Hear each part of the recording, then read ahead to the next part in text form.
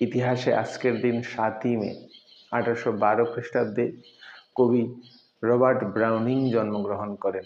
1849 খ্রিস্টাব্দে নারী শিক্ষা বিস্তারে নেটিভ ফিমেল স্কুল স্থাপিত হয়।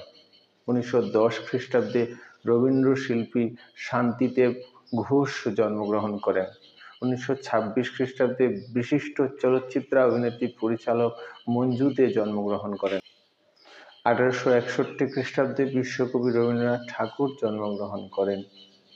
1974 খ্রিস্টাব্দে স্বাধীনতা সংগ্রামী বাসন্তী দেবী প্রয়াত হন। 1993 খ্রিস্টাব্দে সঙ্গীত ও সাহিত্যিক অজিত বসু প্রয়াত হন। 1994 খ্রিস্টাব্দে শিল্পী নাসিরুদ্দিন প্রয়াত হন। 1711 খ্রিস্টাব্দে স্কটিশ অর্থনীতিবিদ ও দার্শনিক ডেভিড হিউম জন্মগ্রহণ করেন। 1940 খ্রিস্টাব্দে ব্রিটিশ সাহিত্যিক অ্যাঞ্জেলা কার্টার জন্মগ্রহণ করেন। 1994 খ্রিস্টাব্দে এডওয়ার্ড মান এর পৃথিবী বিখ্যাত চিত্র দ্য স্কিম উদ্ধার করা হয়। সেই বছর ফেব্রুয়ারি মাসে নরওয়ের ন্যাশনাল গ্যালারি থেকে চুরি হয়ে যায় চিত্রটি।